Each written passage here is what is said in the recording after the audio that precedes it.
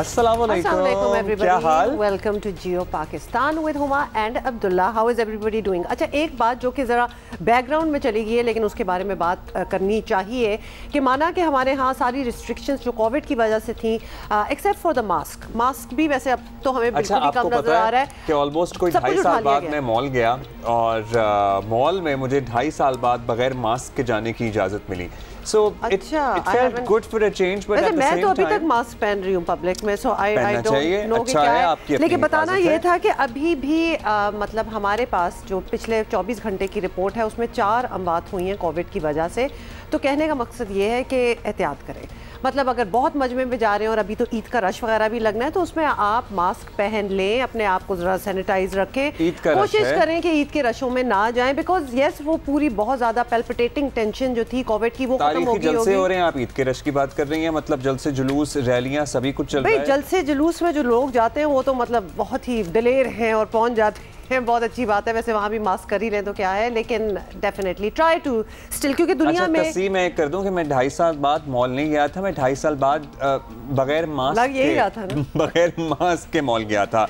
देखिए जी, अभी चाइना में भी दोबारा से एक वेव जो है वो उठी हुई है और भारत के मुताबिक इलाकों में भी पाबंदियां जो हैं दोबारा नाफिज की गई हैं। सो अगर भारत तक पहुंच गया है तमाम मामला तो आपको पता है कि फिर खुदा न खास्ता एक और वेव का हमें सामना ना करना पड़े। और अब कोई भी चीज सरप्राइज नहीं है ना हमारे लिए, we know exactly what to do, तो लिहाजा अपने मास्क साथ ही पहन लिया करें। This is very much a part of our life now. और अगर आपने वैक्सीनेशन बाय द वे अगर आपकी रह गई है, आप में से कोई हमें देख रहा है जिसकी सेकंड डोज नहीं हुई है, तो please get your second shot, या अगर बूस्टर शॉट के लिए आप एलिजिबल हैं, जो वैसे तो सभी एलिजिबल हैं, तो आप प्लीज बूस्टर शॉट भी अपना लगवाइए। और दोबारा से चीज का इंतजार था कि पहले दुनिया लगवा ले तो हम देखें कि क्या होता है, वो सब कुछ तो हो गया ना, वो मरहला गुजर चुका है, इसलिए लगवा ले। अच्छा जी, आपको पता है कि पाकिस्तान तहरीक-ए-इंसाफ के सरबराह इमरान खान साहब और गुज़श्ता हुकूमत एक ज़बरदस्त और मजबूत तरीके से बयानियाँ बनाने में कामयाब हुई है कि उनकी हुकूमत को अमरीकी साजिश के तहत हटाया गया है। और आज एक अहम मुलाकात हुई है बनी गाला में अमरीकी कांग्रेस वुमन इल्हान उमर साहिबा, जिनका ताल्लुक बाइडन एडमिनिस्ट्रेशन से है, जिन पर मुबैना तौर पर इमरान खान साहब ये इल्ज़ाम लगा रहे हैं कि उन्होंने मिलकर, अमरीका ने मिलकर, बाइडन एडमिनिस्ट्रेशन ने मिलकर उनकी हुकूमत को पाकिस्तान से चलता किया है या हटाया है। उनकी एक कांग्रेस वुमन इल्हान उमर साहिबा की मुलाकात हुई है बनी गाला में ऑपोजिशन के एक रहनुमा। हम आपको दिखा रहे हैं ये इल्हान उमर और खान साहब की तस्वीर है, और ये शीरीन मजारी साहिबा ने ये शेयर की है ट्विटर पे और बताया है कि उन्होंने काफी डिस्कशंस इस्लामोफोबिया के हवाले से बात की है। She is a Democrat. तो क्या अब हम ये कहना शुरू कर दें या हुकूमती लोग ये कहना शुरू कर दें कि एक ऐसा लीडर जो सड़कों पर है, पार्लियामान में जिसने अपनी ओहदों से इस्तीफ़ा दे दिया है, उसके मेंबरान ने इस्तीफ़ा दे दिया है, जो अमेरिका को अपनी हुकूमत जाने का बराह रास्त जिम्मेदार ठहरा रहा है, जिसके सीनियर लीडरान, सीनियर रहनुमा मुल्क में सिविल अनरेस्ट की धमकियां दे रहे हैं, जिसके हिमायती इदारों और अदलिया के खिलाफ एक मुहिम का हिस्सा भी हैं, उनके खिलाफ मुहिम चला रहे हैं। तो क्या अब हुकूमती लोग ये बयानियां बनाना शुरू कर दें कि पता नहीं इस मुलाकात से क्या तासुर लिया जाए, या पता नहीं इस मुलाकात से हुब्बुल वतनी पे सवाल उठाया जाए? अच्छा, ऐसा नहीं करना चाहिए। डिस्क्लेमर हम यहाँ ये देना चाह रहे हैं कि कोई भी किसी से मुलाकात कर सकता है। ये इल्ज़ाम तराशी वाली जो सिचुएशन है ना, इसको कोई ना बनाए, ना खान साहब बनाए, ना PTI, ना बाकी PDM जो कोalition इस वक्त हमारी हुकूमत बनी है, कोई किसी पे इस किस्म के इल्ज़ामात ना लगे, क्योंकि आप ज़्यादा देर तक उसको लेके चल नहीं पाएंगे। अभी भी देख लेना ये मुलाकात हो ही रही, अब कहने वाले तो ये कहेंगे भाई क्यों मिल रहे हो, नहीं कहने वालों को ये नहीं कहना चाहिए। यही मैंने डिस्क्लेमर यही दिया कि कहना नहीं चाहिए। You have that इस्तेहकाक। आपको माशाल्लाह आपके फॉलोअर्स ने इतना कॉन्फिडेंस दिया कि आप किसी के बारे में भी कोई भी बात कर सकते हैं और लोग उस पे बिलीव करते हैं। कह रही हूँ कि खान साहब भी रिविजिट करें अपनी ये सारी डिसीजन मेकिंग को, क्योंकि वो वाकई रिविजिट कर भी रहे हैं। बहुत सी चीज़ों का उन्होंने थोड़ी कुछ चीजों पे जिम्मेदारी नहीं ले रहे हैं, वो दूसरों पे लगा रहे हैं सारी जिम्मेदारी और सारा मलबा। मतलब जस्टिस काजी फैज़ ईसा के खिलाफ आपने एक सिटिंग जज ऑफ सुप्रीम कोर्ट के खिलाफ रेफरेंस दायर कर दिया, आप कहते हैं मुझे पता नहीं था। अच्छा, और फिर शहबाज गिल, फवाद चौधरी, मतलब ये तो सहाफ़ियों पे भी इल्ज़ामात लगाते रहे हैं कि आप भी मिल रहे हैं लोगों से एंड ऑल दैट।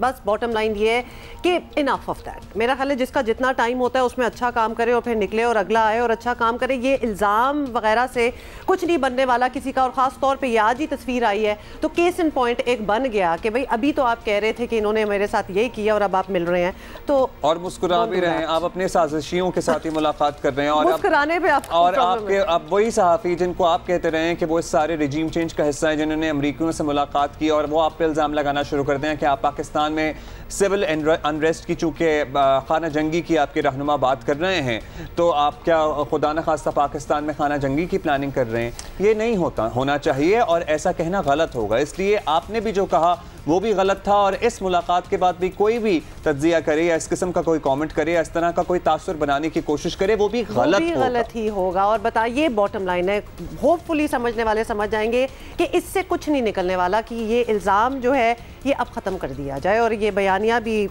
इसको भी मेरा ख्याल है रिविजिट करने की ज़रूरत है। अच्छा जी, बहुत सी बातें हैं और न्यूली अपॉइंटेड मिनिस्टर जो हैं वो हमारा इंतजार भी कर रही हैं, हमने उनसे बात करनी है। अच्छा जी, वेमेन इन पार्लियामेंट और हम ज़रा इस पे बात कर लें, बल्कि वेमेन इन कैबिनेट की हम बात कर रहे हैं और वज़ीर आज़म शहबाज शरीफ की काबीना में तोड़ दिया ना आपने कुछ ऐसा मुझे ऐसा लगा कि कुछ हुआ नहीं।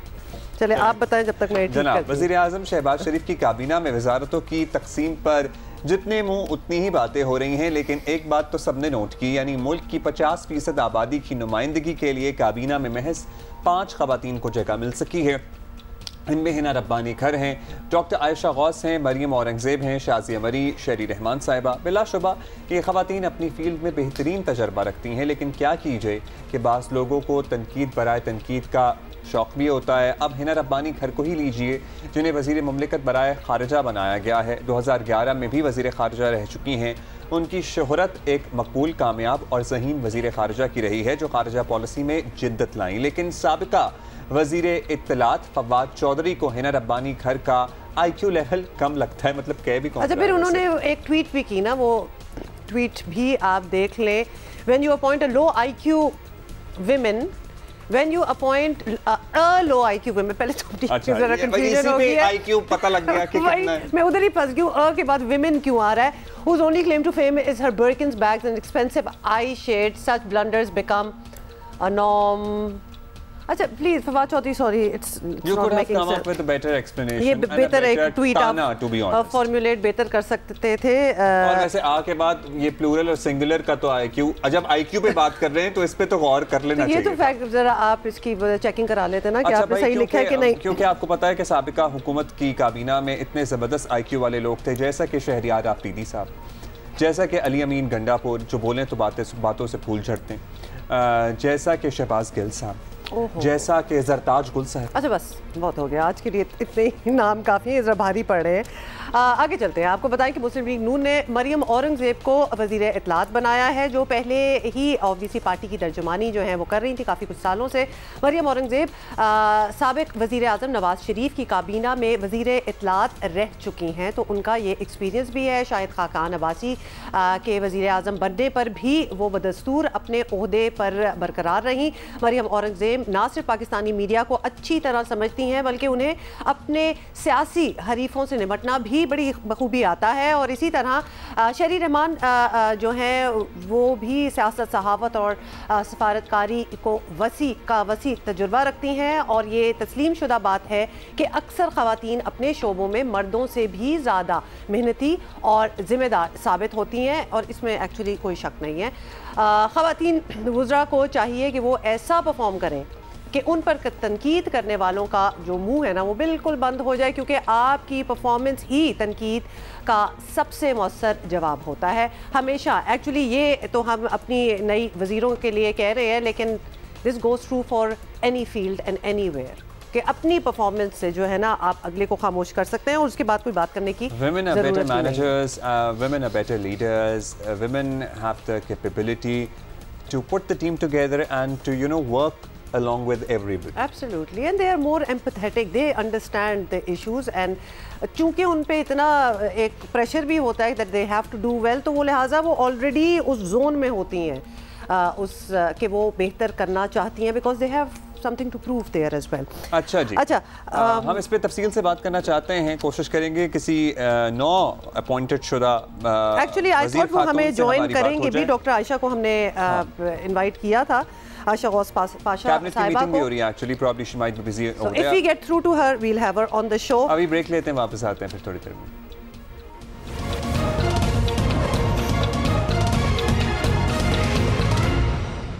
अच्छा, किसी फैमिली का अगर कोई नाइटमेयर हो सकता है ना, नाइटमेयर, तो वो ये होगा कि उसका कोई बच्चा गुम हो जाए। मतलब ये कभी आप लिटरली बाजार, किसी पार्क, कहीं भी गए हो, थोड़ी देर के लिए भी कोई आपका बच्चा आंखों से इधर उधर होना, तो एकदम से हार्ट सिंकिंग होती है कि एक्चुअली हुआ क्या। और अब ये हुआ है जी कराची में। पता है क्या, कल हुमा JDC के प्लेटफॉर्म पे मैंने इनकी वीडियो देखी इस बच्चे के वालिदैन की, और मेरे रोंगटे खड़े हो गए और पैरों के नीचे से ज़मीन निकल गई। उनकी हालत नहीं देखी जा रही थी, माँ बाप, मतलब वो उनकी बच्ची जो अब मिल नहीं रही है, वो ये बात सोच रहे हैं कि उनकी बच्ची कब पता नहीं जिंदा वापस आएगी कि नहीं आएगी। और ख़ासतौर पे जब दिन इतने हो गए हो, तो आपको जिनको नहीं पता उनको डिटेल बता दें कि कराची में 14 साला लड़की की गुमशुदगी जो है वो बिल्कुल मुअम्मा बन गई है। मलीर अल-फलाह टाउन में लड़की 4 रोज़ पहले घर से कचरा फेंकने निकली थी, जो कि बिल्कुल एक नॉर्मल रूटीन होती है किसी भी घर की, और उसके बाद से वो लापता है, नज़र ही नहीं आई। और अहले खाना का दावा है कि बच्ची को अगवा कर लिया गया है। थे वो 2 छापर उठा के बाहर आई, उसने नीचे रखे, उसके बाद उसके साथ नीचे इंसिडेंट हुआ, वो घर वापस नहीं आ सकी। जहाँ पे रोड है वहाँ पे कैमरा हमने देखा, उधर बच्ची ना गई ना उसे कोई लेके गया उस तरफ। इस तरफ वाला आगे जाकर एक शॉप का कैमरा है, उधर भी कुछ फाइंडिंग नहीं हुई। सवाल मेरा ये है कि मेरी बच्ची किधर चली गई। तो मेरी बेटी 5 दिन से नहीं है, और रोज अब यही हो रहा है, आज मिल जाएगी इंशाल्लाह, आज मिल जाएगी इंशाल्लाह। आज हम रोज खुश हो जाते हैं कि आज तो मिलेगी मिलेगी, फिर अगला दिन आ जाता है। अब 5 दिन से सोए नहीं है, खाया कुछ नहीं है, फिर डिप्रेशन एंजाइटी की मरीज हूँ। हम मर रहे हैं, हम जिंदा नहीं है, मर रहे हैं हम। पुलिस ने अगवा की दफात के तहत मुकदमा दर्ज करके तहकीकात तो शुरू कर दी हैं। हुक्काम कहते हैं कि गली में मौजूद अफराद से तहकीकात की गई हैं, लेकिन फ़िलहाल लड़की का कोई सुराग नहीं मिल सका है। CCTV वीडियो की मदद से तहकीकात जारी हैं। वज़ीर-ए-आज़म सिंध ने भी वाक़े का नोटिस लिया है और फौरी रिपोर्ट तलब की है। एडिशनल IG कराची गुलाम नबी मेमन लापता बच्ची के घर भी गए हैं। हम अपनी तरफ से बेस्ट पॉसिबल एफर्ट कर रहे हैं। हमने टीमें बनाई हुई हैं, 3 टीमें इस पे काम कर रही हैं। एक SP AVCC इस पे कम्प्लीटली इस काम पे लगा हुआ है। मैं आज यहाँ पे इस वजह से मैंने विज़िट किया कि सेंसिटिव नेचर का केस है। मैं उनके वालिद साहब को यकीन दिलाऊँ कि government of Sindh police, Karachi police इनके साथ खड़ी है। बहुत ही स्ट्रेंज किस्म की अब्दुल्ला ये सिचुएशन है, जहाँ वो CCTV कैमरास भी देख रहे हैं, मतलब जहाँ तक बच्ची ने जाना था वो वहाँ तक भी नजर नहीं आई, तो वो गायब किस तरह हुई? इसी पे हम जरा बात कर लेते हैं, पूछ लेते हैं। हमारे कॉरेस्पॉन्डेंट हैं ज़ीशान शाह हमारे साथ मौजूद हैं। अच्छा, एग्जैक्टली कब हुआ, क्या हुआ, जो आपके पुलिस ज़राए हैं वो क्या कंफर्म कर रहे हैं ज़ीशान? अच्छा देखिए, ये 16 तारीख का वाक़या है। तकरीबन 12:30 से 1 बजे के दरमियान शाह फैसल कॉलोनी से करीब वाक़ गोल्डन टाउन ये इलाका है, जहाँ पे 14 साला दुआ ज़हरा घर से जो कचरा है, कूड़ा है, वो घर के सामने, गली के अंदर ही घर के सामने वाली दीवार जो दीवार इनकी ननियाल की है, दुआ के ननियाल की थी, उनका घर है, और उसके बाहर वो कचरा रखने के लिए गई थी। तहम उसके बाद में वो वापस नहीं आई। वाक़े के बाद में जो दुआ के वालिद से हमारी बात हुई, उन्होंने फौरी तौर पे इलाके में पहले बच्ची को ढूंढा। ढूंढने के बाद में जब कुछ पता नहीं लगा तो फिर थाना अल-फलाह में जाके उन्होंने वाक़े का मुकदमा दर्ज कराया। तकरीबन ये 16 तारीख को 12:30 से 1 बजे के दरमियान वाक़या पेश आया है, और क्योंकि उस दिन हफ्ता था, शहर में PTI का जलसा भी था, तो इसलिए वाक़े का मुकदमा शाम के औकात में दर्ज हुआ, जिसके बाद में रात तकरीबन 2:30 बजे पुलिस, थाना अल-फलाह की पुलिस जाए वक़ुआ पर और मौका मुआयना किया। अच्छा, ये भी बताइएगा ज़ीशान के ये बात भी सामने आई है कि मोहल्लेदार जो हैं मुतासरा ख़ानदान से ताउन नहीं कर रहे, कुछ इस किस्म की भी हमारे पास रिपोर्ट्स हैं, तो आपको क्या लग रहा है? और पुलिस भी जो है वो उस अंदाज से तफ्तीश नहीं कर रही, कहा जा रहा है, जिस तरह होनी चाहिए। आपके पास क्या डिटेल है इसकी? जी बिल्कुल, देखिए इब्तदाई तौर पे मोहल्लेदार, उसमें ख़ुसूसी तौर पे जो गली के करीब दुकानें वाक़ हैं, उनकी जानिब से कोऑपरेट नहीं किया गया, बल्कि अहले खाना को ये झूठ कहा गया कि जितनी भी जो CCTV फुटेजेस हैं उनकी रिकॉर्डिंग नहीं हो रही। ताहम जो ही वाक़े का मुकदमा दर्ज हुआ और मुकदमे की तफ्तीश जो है वो एंटी वायलेंट क्राइम सेल के हवाले कर दी गई, तो फिर उसकी जानिब से ABCC के एहलकार वहाँ पे दुकानदार के पास गए, उसका DVR रिकवर किया और DVR के बाद में फिर फुटेजेस देखी। अब तक जो हमारी बात हुई है उसके मुताबिक पता ये लगा है कि DVR के अंदर जो है वहाँ पे कहीं भी बच्ची जाती हुई नज़र नहीं आई है।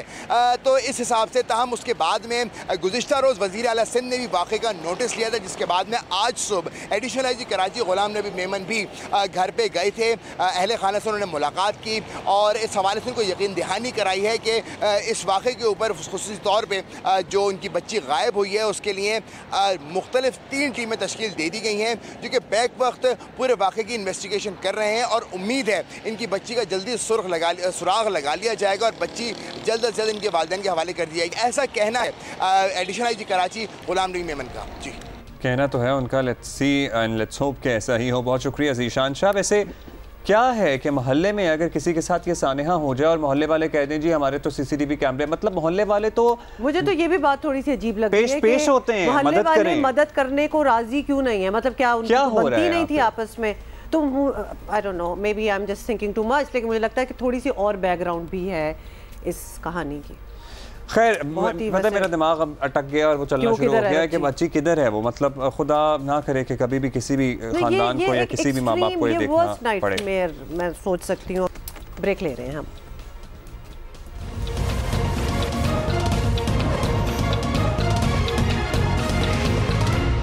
Welcome back जी, क्या हाल? Welcome back and we are going to say happy birthday to Ali अज़मत, जिनकी आज सालगिरह है और मेरा ख्याल है कि सलमान अहमद आपको अली अज़मत को सालगिरह का तोहफा ये देना चाहिए कि आप एक दफ़ा जज्बा जुनून अलग कर लें, मतलब अपनी आवाज़ में कर लें और ये तोहफा दें अली अज़मत को कि मैं कभी भी आपकी आवाज़ में गाए हुए गाने पे खड़े होके हज़ारों लोगों के सामने नहीं परफॉर्म करूँगा, वरना हम मजबूर हो जाएंगे। क्योंकि आवाज़ तो आप लोग शेयर कर रहे हैं तो हम सलमान अहमद को भी हैप्पी बर्थडे कह देंगे साथ साथ। एनीवे, जोक्स असाइड, अली अज़मत की सालगिरह। अच्छा, आप हमें लिख के, वैसे all time favourite would be जज्बा जुनून। एक्चुअली मेरे इतने ऑल टाइम फेवरेट्स के मैं पिक नहीं कर सकती, इसलिए मुझे कंफ्यूजन हो रही है, लेकिन happy birthday to Ali Azmat. Happy birthday to Ali Azmat. अच्छा जी, अभी हम आगे बढ़ जाएंगे और रमज़ान की बात कर रहे हैं, कर ही लेते हैं मेरा ख्याल है, मतलब काफ़ी हो गई है और रमज़ान की बात कर लेते हैं और डायरेक्ट इफ्तारी पे आ जाते हैं। और जी हम आपको रोज़ ही कुछ रिवायती इफ्तारियाँ दिखा रहे हैं। लाहौर से उमर फरवा।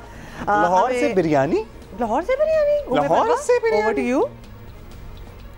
मैं इस वक्त जो है एक हलवाई की दुकान पे मौजूद हूँ और यहाँ पर ख़ास तौर पे जो बिरयानी है वो तैयार की जा रही है, क्योंकि रमज़ान के दौरान में हम देखते हैं कि अफ्तारी जहाँ अपने घर वालों के लिए ख़ास एहतमाम किया जाता है और सामान लेके जाया जाता है, वहाँ पे अफ्तारियों का भी ख़ास, यानी दूसरों के रोज़े भी खुलवाने का एहतमाम किया जाता है। और रोज़ेदारों के लिए चूँकि रोज़े अफ्तार करवाने के लिए ख़ास तौर पे बिरयानी जो है वो तैयार करवाई जाती हैं। और इस वक्त यहाँ पर मेरे अक़ब में आप देख भी रहे होंगे कि बिरयानी जो है वो तैयार हो रही है। और रमज़ान में डेली जो है ये जो अभी मेरी यहाँ पर बात हुई है यहाँ की इंतज़ामिया से, दुकानदार से, तो वो ये बता रहा है कि डेली जो है ये सिर्फ एक दुकान पे जो है 3 से 4 बिरयानी की देगें जो है वो तैयार होती हैं। और अगर हम पूरे रमज़ान की बात करें तो 150 से ज़ायद जो है बिरयानी की देगें जो है वो बनवाई जाती हैं। तो ये सूरत हाल है कि रफ्तारी के अंदर सिर्फ समोसे, पकोड़े और दही भल्ले, फ्रूट चाट इस तरह की चीज़ों पे रश नहीं होता, बल्कि जो बिरयानी की देगें बनाने वाले होते हैं वो भी बहुत ज़्यादा मसरूफ़ होते हैं और लोग जो है यहाँ पर आते हैं अफ्तारी के लिए, ख़ास तौर पर बिरयानी जो है वो तैयार करवाते हैं। जी अच्छा, यहाँ उम्मे फरवा आप कह रही थी ना हलवाई से मुराद ये नहीं है कि वो मिठाई बनाते हैं, मतलब वो पकवान सेंटर के बाहर खड़ी हुई थी बावर्ची, और इसको नाई भी कहा जाता है पंजाब में, आपको पता है नाई भी कहा जाता है। हाँ, नाई तो वो अक्सर घरों के फंक्शंस जब होते हैं तो वो नाई, मतलब नाई का मतलब यही नहीं है कि सिर्फ बाल काटने वाला नाई हो, नाई ने आके खाना भी बनाना होता है, होती होगी पुराने जमाने की कोई टर्म, बार्बर जो बाल काटते हैं वो वाला नहीं। सो ये पकवान सेंटर था और यहाँ पे बिरयानियाँ चल रही हैं धड़ाधड़, और मुझे लग रहा था वैसे लाहौर में ये वाली बिरयानी अच्छी होगी, मुझे अच्छी लग रही थी। Will see you in the second hour of Geo Pakistan.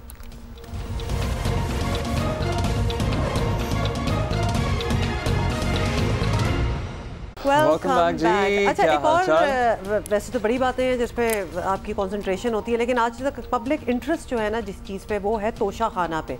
तो ये बात कुछ सालों से, एक्चुअली 1-2 सालों से उठ रही थी कि उस तोशा खाना में क्या ऐसी चीज़ है और क्यों उसकी कंटेंट लेकिन हुकूमत का नहीं किया जा रहा था। मौक़िफ़ ये था कि अवामी मफाद में नहीं है तमाम मामलात, और सबसे बड़ा और सबसे इम्पोर्टेंट मौक़िफ़ ये था कि जिन ममालिक के सरबराहान या दोस्त ममालिक के लोगों ने हमें तोहफे दिए वो ऑफेंड हो जाएंगे अगर हम पब्लिक में ये मालूमात लेके आए। वो इस बात से ऑफेंड नहीं होंगे कि हमने उनकी चीज़ लेके आगे बेच दी है, वो इसी बात से तो ऑफेंड होंगे कि आपने उनकी चीज़ लेके मार्केट में ही बेच दी। अजीब सी बात है, लेकिन डिटेल देते हैं। चलो हम अपनी तरफ से इसके कानूनी गैर कानूनी पहलुओं पे अभी हम बहस नहीं करते, लेकिन बात ये कि मैं आपको एक तोहफा दूं और बड़ा प्यार से बड़ा प्यार से मैं आपके लिए एक तोहफा बनवाऊं, जैसे कि वो घड़ी जो जिसकी कीमत 8 करोड़ रुपए से ज़ायद बताई गई है मार्केट वैल्यू, और उसके 1 करोड़ समथिंग दिए गए, और which is certainly not 50% of it, क्योंकि उस वक्त गालिबन 15% ही था और उसके बाद वो घड़ी ले ली गई और उसके बाद फिर 50% कर दिया गया। खैर, मैंने आपके लिए एक्सक्लूसिव एक घड़ी बनवाई और वो उसी कंपनी को वापस चली गई, और कंपनी भी परेशान हो गई, और कंपनी का ने सोचा कि ये घड़ी चोरी तो नहीं हो गई, और कंपनी ने कंफर्म किया उस बंदे से जिसने वो 2 घड़ियां बनवाई थी, एक अपने लिए एक तोहफे के लिए। भटिंडा पता चला जो मैंने तोहफा दिया था वो बिकने आ गया, बेचने के लिए भेज दिया। Very embarrassing. एक छोटी सी बात है इसमें, अगर ये इलीगल और ये बुरा सब कुछ ना भी हो तो ये एम्बैरेसिंग बहुत ज्यादा। This is embarrassing for the country.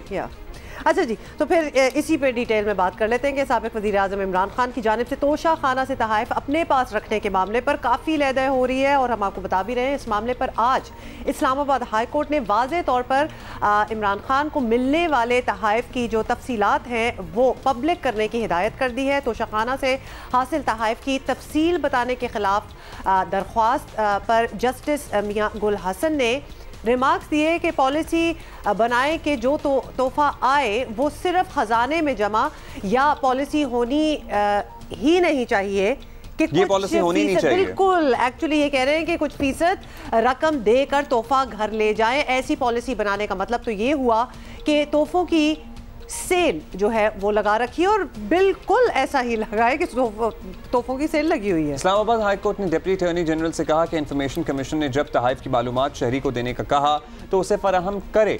मोअज़्ज़ज़ जज ने रिमार्क्स दिए कि बैरून मुल्क से आए सब तहाइफ अवामी जगह पर रखने चाहिए, जो लोग तहाइफ अपने घर ले गए हैं उनसे भी वापस लिए जाएँ। इस मामले पर अदालत की यह हिदायत बड़ी अहम है। कहा जा रहा है कि साबिक वज़ीर आज़म इमरान खान भी दूसरी तरफ वज़ीर दाखिला इसी फहरिस्त में आ सकते हैं, इसकी जद में आ सकते हैं। वज़ीर दाखिला राना सनाउल्लाह कह चुके हैं कि घड़ी चोर को कटहरे में लाएंगे।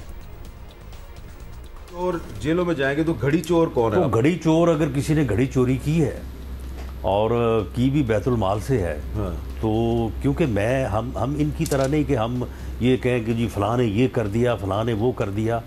हाँ, इल्ज़ाम है, अगर किसी ने किया हुआ और साबित हो गया तो फिर ये तो इमरान खान साहब हर वक्त कहते थे कि इमरान खान साहब चोरों को जो है वो जेलों में, इमरान खान साहब कहते हैं डाकुओं को जो है वो जेलों में होना चाहिए। साहब इमरान खान साहब ने कहा मेरा तोहफा है, मेरी मर्जी, मैं इसको बेचूं या अपने पास रखूं, मेरा तोहफा मेरी मर्जी। मामला ये है कि ये रियासत का तोहफा था, रियासत की जो है वो मर्जी चलेगी।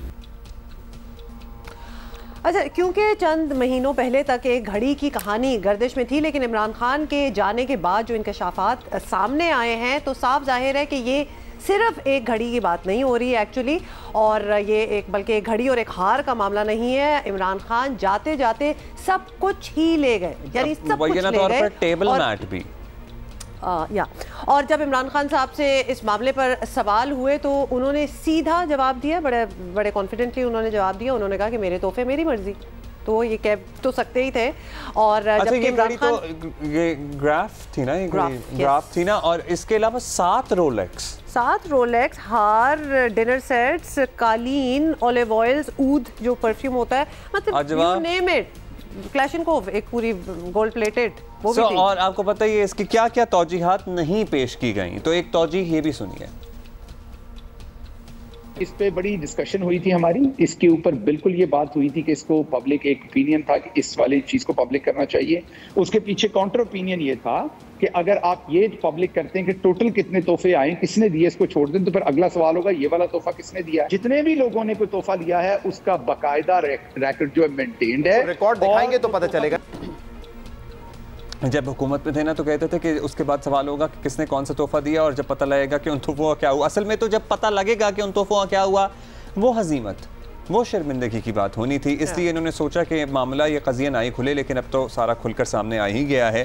खैर, कुछ दिनों पहले आपको याद होगा इंकशाफ हुआ था कि साबिक वज़ीर आज़म इमरान खान को 3.5 साल मुद्दत में 14 करोड़ रुपए से ज़ायद मालियत के तोहफे मिले और बड़ी मामूली सी रकम अदा करके ये तोहफे ले लिए गए। और बाज़ की तो एक्चुअली बाज़ की मुतज़ाद इत्तलात के मुताबिक कुछ छोटे तोहफे थे तो उसका कोई खातिर बल्कि आपको डिटेल दे देते हैं। द न्यूज़ के मुताबिक 15 महंगे तोहफे अपने पास रखने के लिए इमरान खान को रकम अदा करना पड़ी और उन्होंने 14 करोड़ रुपए मालियत के तोहफों के बदले सिर्फ 3 करोड़ 80 लाख रुपए जो हैं वो अदा किए। दीगर तोहफे कोई रकम अदा किए बगैर ही रख लिए और इतलात के मुताबिक इमरान खान जाते हुए छोटा सा एक कालीन था, कारपेट, वो भी साथ ले गए। और खान साहब सरकारी तोहफों के बारे में कितने हसास रहे हैं तो उनकी अपनी ज़बानी ये सुन उन्हें ज़िंदगी में वैसे तो सब कुछ वो हमेशा ही दोहराते रहे हैं कि उन्हें ज़िंदगी में किसी चीज़ की कमी नहीं थी, लेकिन प्रॉब्लम ये 7 रोलेक्स और ग्राफ की घड़ी की शायद कमी थी। अब आ ही गए थे तो ले गए, लेकिन सुने मतलब वो कितने माजी में इसी मौक़िफ़ के बारे में क्या राय रखते हैं, सुनिए।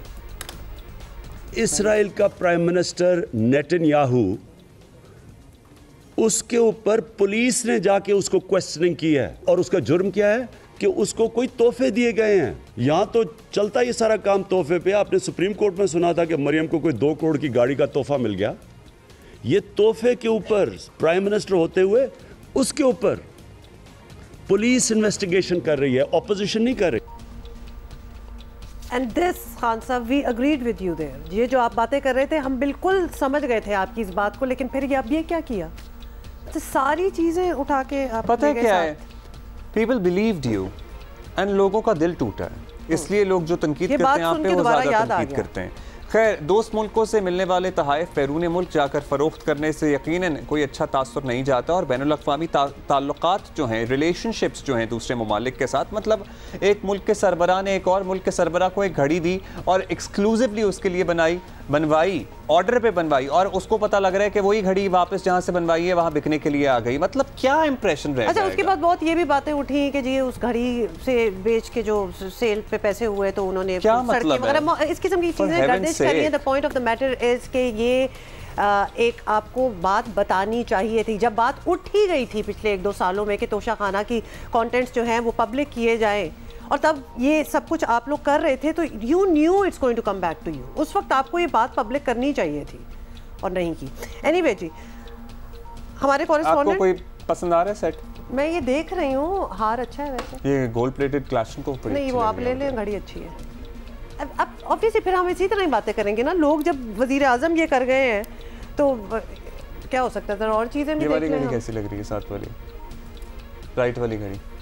खैर, इसमें से हम कौन सा पिक एंड चूज, हम क्यों कर रहे हैं पिक एंड चूज? हम कहाँ से आगे बीच में? मतलब ये मेरा ख्याल है मोस्टली, आपका क्या ख्याल है? मोस्टली मेरा ख्याल है इन्होंने आगे तोहफे दे दिए होंगे इधर उधर, इनके बच्चों को चले गए होंगे। ऑनेस्टली द वेरी फैक्ट ये वहाँ से लिए गए हैं, जबकि खान साहब डज नॉट नीड एनीथिंग, वो खुद कहते रहे दुनिया फिर ये he has everything he wants, तो ये क्या हुआ? ये उनको वैसे एक्सप्लेनेशन देनी चाहिए। कहाँ गए फिर आगे? सात रोलेक्स कहाँ गए? हमारे कॉरेस्पॉन्डेंट हमारे साथ हैं और इनसे ही पता कर लेते हैं क्योंकि इन्होंने काफ़ी इस पर तहकीकात की है।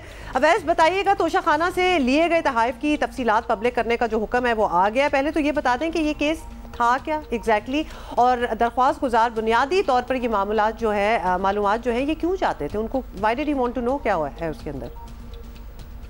इसका बैकग्राउंड ये है कि एक मुकामी सहाफ़ी हैं राना अबरार खालिद, जिन्होंने एक दरख्वास्त दी थी कैबिनेट डिवीज़न को कि वो उनको मालूमात तक रसाई के एक्ट के तहत ये इंफॉर्मेशन दें कि इमरान खान ने बतौर वज़ीर आज़म जो उन्हें बैरून ममालिक की जानिब से, मुख्तलिफ़ सरबराहान मुमलिकत की जानिब से तोहफ़े मिले थे, वो कितने तोहफ़े अपने इस्तेमाल में अपने पास रखे और किन रूल्स के तहत रखे।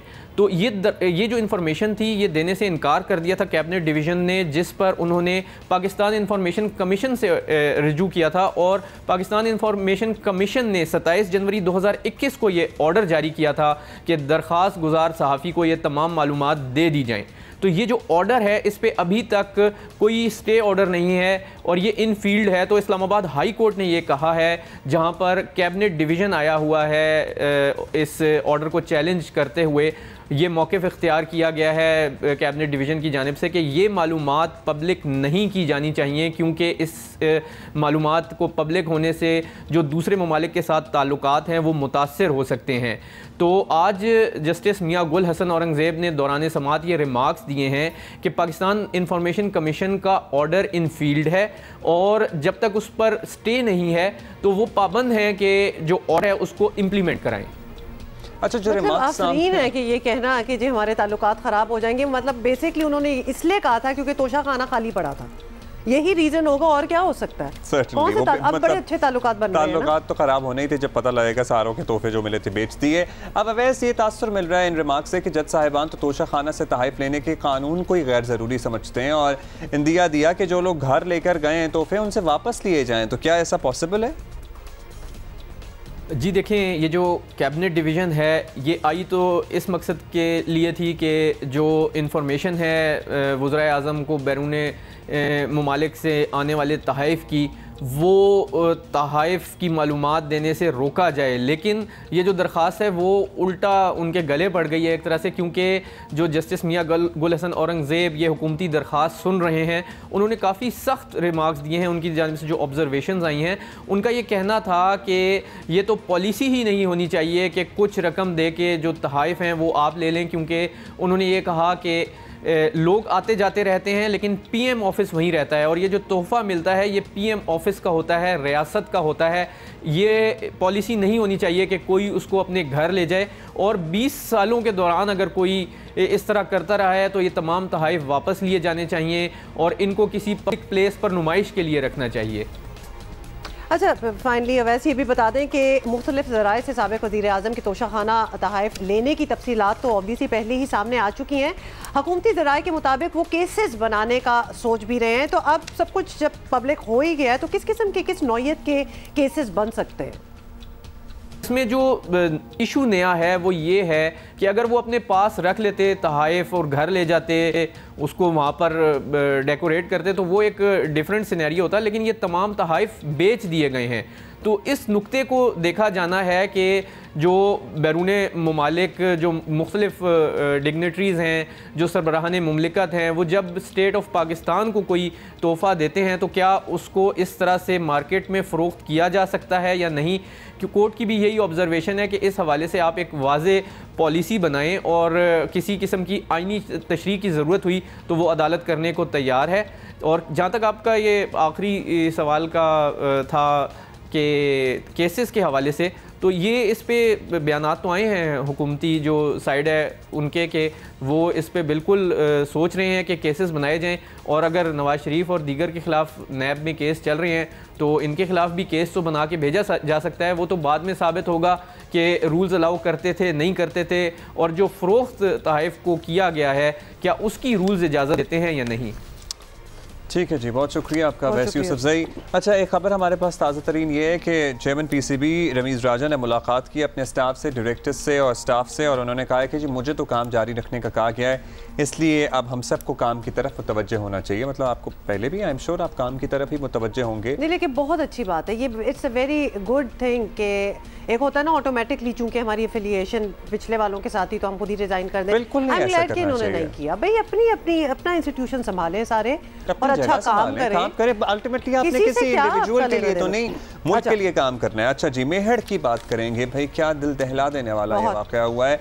2 देहात में लगी आग, किसी सानहे से सर्टनली कम नहीं है। राख का ढेर बन गए ये पूरे गांव, 9 मासूम बच्चे इसमें जान से गए। मुतासरीन अपना अनाज अपनी छत से भी महरूम हुए और सानहे के दूसरे रोज़ मुतासरीन अब तक बेयारो मददगार पड़े हुए हैं। और हुकूमत की कारकर्दगी का आलम देखिए कि इतनी बड़ी आबादी के लिए दादू में महज 2 फायर टेंडर थे और वो भी ख़राब थे। मतलब कैसे आग लगी? फिर पता है क्या, जब पीपल्स पार्टी की कारकर्दगी पे सवालात होते हैं तो वो सवालात नाजायज़ नहीं है। मतलब आपने कुछ भी नहीं किया यार, कुछ तो आप करते। तो मुतासरीन जो है वो बचे हुए सामान के साथ खुले आसमान तले गुजारने पर मजबूर हैं और साने पर सिंध हुकूमत की नाअहली एक बार फिर खुलकर सामने आ गई है। सिंध हुकूमत की कारकर्दगी का आलम देखिए कि इतनी बड़ी आबादी के लिए दादू में, बिल्कुल जिस तरह आप बता रहे हैं कि 2 फायर टेंडर्स जो के काम भी नहीं कर रहे और इसके बाद भी क्या होगा? अब तो मैं ये कह रहा हूँ कि लोगों से सोने के लिए कोई जगह है, ना हुकूमत से कोई उम्मीद ना रखें। माशाल्लाह सिंध हुकूमत से तो वैसे ही क्या उम्मीद रखें आप। मेरा ख्याल है कि ये जो फलाही तंजीमें हैं ना, उनको इन लोगों की मदद के लिए आगे आना चाहिए। रमज़ान है, लोग दिल खोल कर मदद कर सकते हैं। लुक एट दिस पीपल, मतलब ये इन लोगों को, ये वो लोग हैं जिन्हें हमारी मदद की, हमारी इमदाद की, हमारी ज़कात की, हमारी हेल्प की ज़रूरत है। आई एम श्योर बहुत सी NGOs देख रही होंगी, उन्हें टेकअप करना चाहिए इसको। ऊपर से वहाँ बारिश भी होगी, तो लिहाजा जिनके पास कोई छत नहीं है, जिनकी बची कुची 2-4 चीज़ें जो रह गई हैं वो खुले आसमान के नीचे हैं और ऊपर से बारिश भी होगी।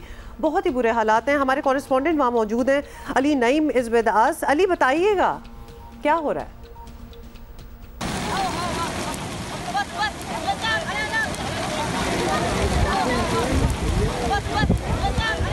जी बिल्कुल, दादू की तहसील मेहड़ के गोट फैज़ मोहम्मद चांडियों में मसाइल हैं कि ख़त्म होने का नाम नहीं ले रहे। 2 दिन से लगने वाली आग अभी मुकम्मल तौर पर बुझ के नहीं दी थी कि मूसलाधार बारिश हो गई है। कच्चे का इलाका है, आप देख सकते हैं कि यहाँ पर ज़रा सी देर की बारिश हुई है, मुश्किल से 2 मिनट की तेज़ बारिश हुई है और मूसलाधार बारिश हुई है।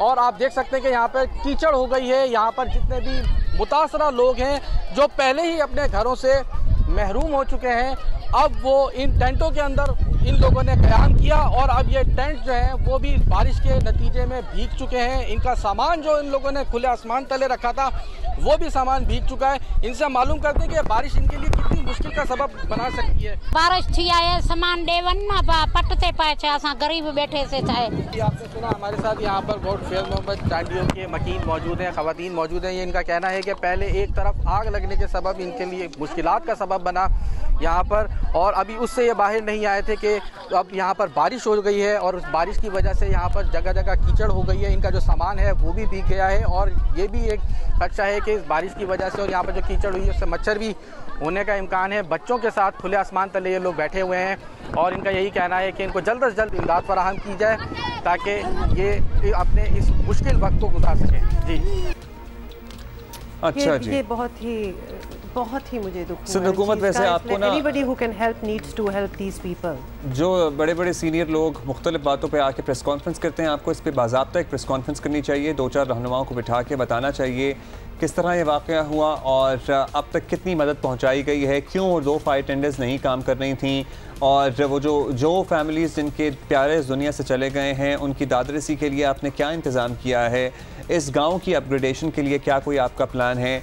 ये वैसे दीवाने का ख्वाब लगता है, लेकिन फिर भी प्लीज़ बराए मेहरबानी आप कुछ खुदा का वास्ता तवज्जो दे लीजिए। बहुत ही अफसोस की बात है। We are going to try to find out कि यहाँ कौन सी, अगर कोई NGO कोई इदारा जो काम कर रहा है इधर, तो ताकि लोग जो है वो मदद कर सके। एक ब्रेक ले लेते हैं, फिर वापस आते हैं। ठीक है, ले लेते हैं।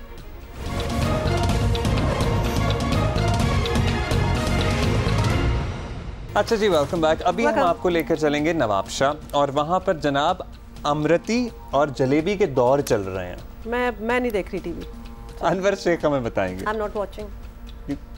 जी, रमज़ानुल मुबारक में अफ्तारी के लिए नवाबशाह की मशहूर सौगात देसी घी से बनी जलेबी और इमरती की सेल जारी है।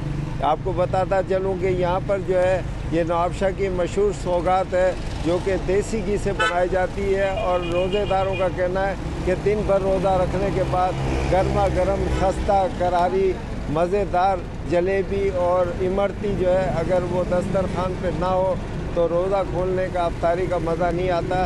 उनका कहना है कि इसीलिए वो यहाँ पर अफ्तारी के लिए देसी घी से बनी जलेबी और इमरती की ख़रीदारी कर रहे हैं, जबकि उनका ये भी कहना है कि ये दोस्तों को और दीगर लोगों को जो है वो तोहफे में भी भिजवाई जाती है और यहाँ पर इस वक्त जो है बड़े पैमाने पे इसकी ख़रीदारी जारी है। जी हो गया। अनवर शेख को नहीं देखनी थी जलेबी को? कितनी बुरी बात की है आपने। मैं किसी को नहीं देख रही। ब्रेक के बाद मिल गए। So bad.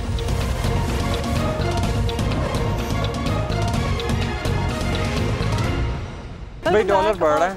अच्छा सॉरी, वेलकम बैक कहना था। डॉलर बढ़ रहा है, स्टॉक मार्केट में ज़रा तेज़ी जो आई थी वो नीचे जा रही है और डॉलर में ठीक ठाक इजाफा हुआ है और जो शुरू में ऐसा लग रहा था कुछ रुपया मुस्तहकम हुआ है, वो सारा बस 1-2 दिन का भरा भी था, फिर उसके बाद फिर डॉलर की ऊंची उड़ान जो है वो शुरू हो गई। IMF से हमें अपने मामला सेटल करने पड़ेंगे और सबसे पहले IMF से मामला सेटल करने के लिए आपको जो पेट्रोल पे आप बिला वजह की सब्सिडी, बिला वजह की क्या वजह तो इसकी है क्योंकि हम लोग हम एक गरीब मुल्क हैं, लेकिन IMF को तो ये बात समझ नहीं आएगी और हम पूरी दुनिया से सस्ता तेल तो नहीं बेच सकते, महंगा खरीद के सस्ता तो नहीं ले सकते। बिल्कुल आप सही कह रहे हैं मोहम्मद सुहेल साहब, हमारा इंतजार करें। मोहम्मद सुहेल साहब, हमने देखा है कि since the middle of March dollar ऊपर जाना शुरू हुआ और फिर अप्रैल के इब्तदाई दिनों में अचानक काफ़ी गिरावट जो है वो देखी गई और अब एक बार फिर अचानक डॉलर फिर से ऊपर जा रहा है, बढ़ रहा है, क्या वजह है?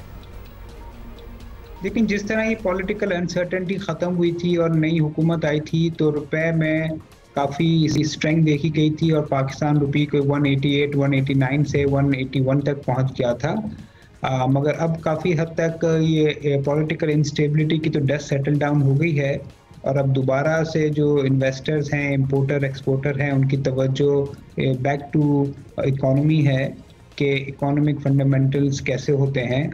और वो हमें भी पता है, आपको भी पता है कि जो करंट अकाउंट की पोजीशन है वो इतनी ज़्यादा अच्छी नहीं है। इसकी वजह से हमने देखा है कि पिछले 2 दिन में रुपए ने अपनी कदर कोई 2-3 रुपए से खो दी है। तो ये रीज़न रहा है कि चूंकि एक 8-9 रुपए का गेन आया था रुपये में, वो पार्शली अब वो लूज कर गया है और अभी 185 के करीब रुपए की कदर पहुंच गई है क्योंकि लोग देख रहे हैं कि IMF से मुज़ाकरात में क्या होता है और लोग ये भी देख रहे हैं कि पाकिस्तान के जो फॉरेन एक्सचेंज रिजर्व तेज़ी से गिर रहे हैं वो कहाँ पे उसमें ठहराव आता है। सुहेल साहब, एक तनकीद जो की जाती रही है इसहाक डार साहब की पॉलिसी पे कि वो डॉलर को मसनूई तौर पर कंट्रोल करके रखते थे, डॉलर की कीमत को, और जिससे पाकिस्तान की मईशत को लॉन्ग टर्म नुकसानात का सामना करना पड़ा। तो क्या इस मरतबा अभी कोई यही इरादा है या फिर फ्री फ्लोट करने की इजाज़त होगी? देखें, अभी तक तो इकोनॉमी का एजेंडा नए इकोनॉमिक मैनेजर्स ने ही दिया है क्योंकि हलफ लेते ही शायद वो IMF से मुज़ाकरात में मसरूफ़ हो गए हैं। मेरा ख्याल नहीं है कि ये बहुत ज़्यादा इंटरवेंशन करेंसी मार्केट में करेंगे क्योंकि पाकिस्तान जो है IMF के लोन के अंडर है, IMF प्रोग्राम के अंडर है और IMF की ही इंस्ट्रक्शंस पे हमने करेंसी को मार्केट बेस्ड किया था। तो मेरा ख्याल नहीं है कि शायद जो PTI हुकूमत ने जो स्ट्रेटजी बनाई थी वो ये हुकूमत तब्दील करे, मगर अभी तक उन्होंने ऑफिशियल इसकी अनाउंसमेंट की नहीं है। तो मेरे ख्याल में आने वाला वक्त बताएगा, मगर मेरा ख्याल है कि ये जो पॉलिसी है मार्केट ड्रिवन एक्सचेंज रेट की, शायद उसको बरकरार रखें। लेट्स सी क्या होता है वैसे। लेकिन सबसे पहले तो मिफ्ता साहब, आपको ये सब्सिडी वाले मामले पे एक बोल्ड फैसला लेकर IMF से अपने मामला सेटल करने पड़ेंगे, नहीं तो ये इंस्टेबिलिटी ऐसे ही जारी रहेगी। अच्छा जी, अब हमारा तो वक्त ख़त्म हो गया शो